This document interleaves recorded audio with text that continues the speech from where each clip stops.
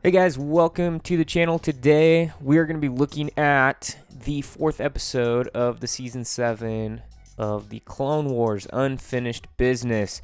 This will conclude the story arc of the Bad Batch. So before we jump in, make sure you leave a like for the video and subscribe for more Star Wars content.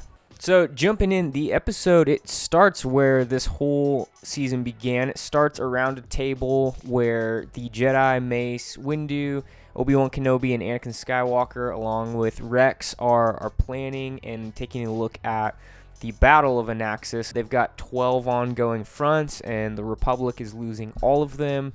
So they're plotting on, okay, well, now that we've got Trench's algorithm figured out, and now that we've got Echo, and Trench can't see what we're planning, how can we win these back? So Echo enters in and tells them that he has a plan to increase their odds, and that plan is a twofold thing. Mace Windu is going to lead the 212th Attack Battalion, and what I think it's the 91st Recon. That's typically the unit that has been with Mace Windu. So Obi-Wan and Mace are going to take their clones to the assembly complex, and the Bad Batch is going to board Trench's ship and send out feed him strategies that the Republic can get one step ahead of, and they'll know, and they'll be able to take back those fronts. So the plan goes, and really at this point, the Bad Batch actually doesn't trust Echo, and this is kind of the moral of the episode. They don't trust Echo like we do. Well, I mean, I watched it not doubting Echo for a second. I knew that Echo was going to be for the Republic and not betray them. Let me know in the comments below. Were you confident in Echo, or were you worried that he was going to betray the Republic? Anyways, the Bad Batch, they were skeptical, and rightfully so. All they've known of Echo is that he's been this separatist experiment, and they eventually board the ship. Echo clears them to land. Kind of a funny scene where their shuttle pops up. The droid, seeing it, is like, I don't recognize that ship. And then all of a sudden Echo tweaks some things, and it appears to be a separatist shuttle, and it's all good. So they land, they get to where they're supposed to be, and starts feeding Trench strategies. But before he's about to do this, it's a moment that I really enjoyed, because it hinted at the possibility that the Bad Batch and Echo would make a great team. And it was when Echo is about to feed the new strategies to Trench, and Tech steps in and says, hey, before you do that, you can't do that yet. We have to make it look like the transmission is coming from Skako. And quick reminder from last episode, Wat Tambor, who was on Skako Minor and was kind of the guy in charge of Echo and feeding the algorithm, he chose to not tell Trench or any of the other separatist leaders that Echo had been taken and that this experiment was at risk. So as far as the separatists know, as far as Trench knows, things should be rolling as normal with the algorithm and with Echo. So they do that. They reroute the signal so it looks like it's coming from Skako Minor. They work together. It's awesome. It's a good hint at what is to come. And Trench redirects upon consulting the algorithm that Echo is sending out. He redirects all of the battle droids to the assembly complex where Obi-Wan and Mace are at. And Echo's goal here is that once they get to the assembly complex, once all of the droids, or the majority of the droids, are in one area, he's just going to deactivate all of them with like some sort of power surge. I think he said like an audio surge. I might be wrong on that. But yeah, that's his plan. And even at revealing this plan, the Bad Batch is skeptical. Here we have Rex in this moment, trusting his friend, trusting Echo. We even have Anakin saying, okay, this is crazy, but we're going to trust Echo. So Anakin kind of gives Obi-Wan and Mace the heads up, and there's some comic relief there. And when he's like, if it makes you feel any better, it's not my plan, it's Echo's. Then Anakin or Obi-Wan responds to Mace and just says, if I know Anakin, we have the easy part. It's kind of a comedic scene, but that whole assembly complex, not a whole lot happens Other than that, they're the distraction essentially. They're a distraction where the real battle and the real win for the Republic is happening on Trench's ship with the Bad Batch. But the Jedi, they're getting surrounded by droids, and there's a lot of cool fight scenes and battle moments with some of the clone troopers. We even get to see Jesse is one of the jet troopers. I mean, we see that the Echo's plan works. All the droids get there, and he's able to deactivate them right there, and it looks like victory's in sight. Trench has a backup. He says that a wise leader doesn't rely on things such as the algorithm or something like that, and reveals that he's actually got a bomb now that is on Anaxis. That's the failsafe, that if all else fails, they will just blow up Anaxis. So that bomb is engaged. Mace Windu actually goes down, orders an evacuation, and goes down and is going to disarm the bomb, but of course there's a ray shield blocking it, and so Echo's feeding him the sequence of numbers to deactivate the bomb, and it's cool. Mace Windu's doing it through the Force. It's kind of just a cool little moment. Plot twist happens, and the Separatists figure out where this communication is coming from. The Separatists send a power surge in, and it forces Echo out. Looks like he's injured a little bit, and so Mace is on his own for this final number. But beforehand, Anakin saw this coming. Anakin was ready, had his own backup plan in place, and was already on the hunt for Trench.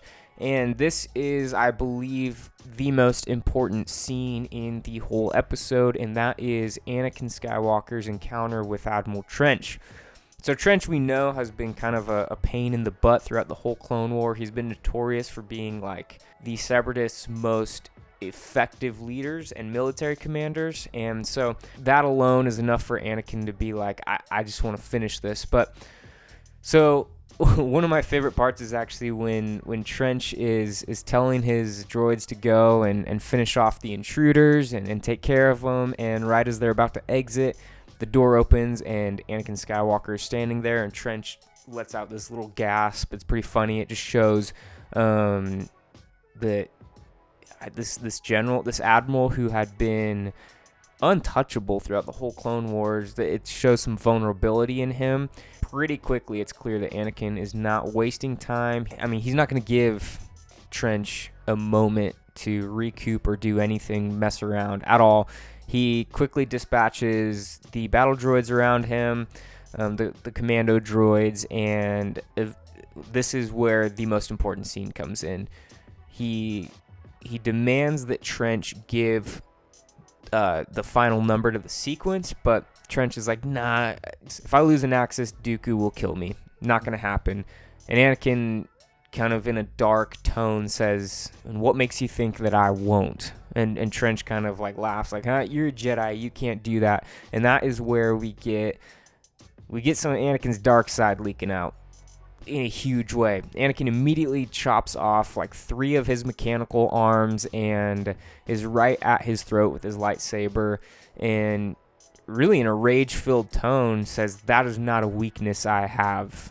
And right there, that's so important, because we see at this moment so close to Revenge of the Sith that Anakin has essentially, in a lot of ways, cut allegiance with the Jedi.